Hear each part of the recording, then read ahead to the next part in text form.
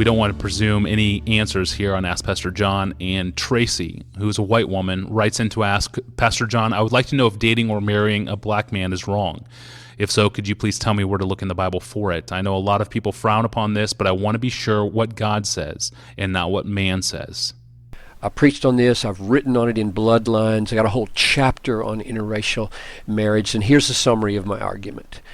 There are two basic restrictions on marriage in the Bible.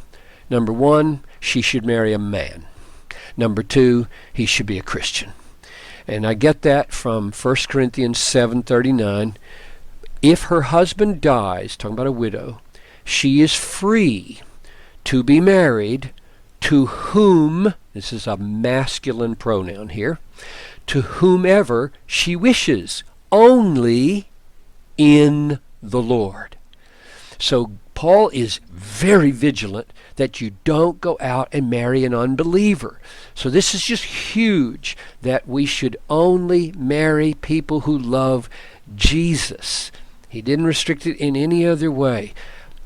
People have brought up to me over the years the restrictions that God put on Israel for intermarrying with the nations, and used that as an argument for being opposed to interracial marriage. And my answer to that is, those stipulations in the Old Testament were religiously motivated, not racially motivated. In other words, Solomon's foreign wives took his heart away from God, and that was the issue, not that his ethnicity would be corrupted by them. The Old Testament simply doesn't argue that way. It is very concerned, just like Paul is, with marrying in the faith.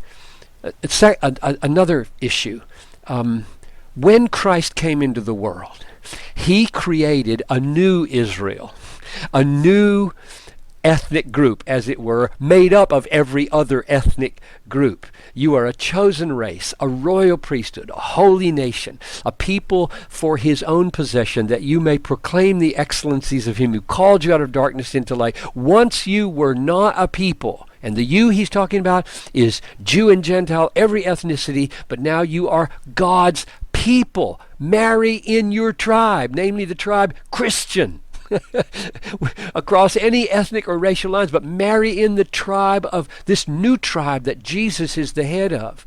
You have received mercy, and so you're a new people, and that's the qualification. Here there is no Greek, no Jew, no circumcised, no uncircumcised, no barbarian, no Scythian, no slave, no free. Christ is all and in all. Go ahead, marry across all the lines inside that new humanity. And my last vivid argument, maybe, that I should refer to is Moses married a Cushite. And everybody agrees that the Cushites are black Africans. They're from down the Nile River, and we know it caused problems because Miriam, his sister, and Aaron got very angry about this and confronted him in Numbers 12, verse 1, because of the Cushite woman whom he had married. For he had married a Cushite woman, the text says, and they got angry. And in that anger, as they opposed Moses, God showed his colors, and he was really upset, so that he gave to Miriam a leprous hand. And she pulls her hand, and she's leprous. And the Bible, I think, and I could be wrong about this, maybe pushing it too far, it points out her hand was white as snow. White as snow. This is verse 10 of Numbers 12.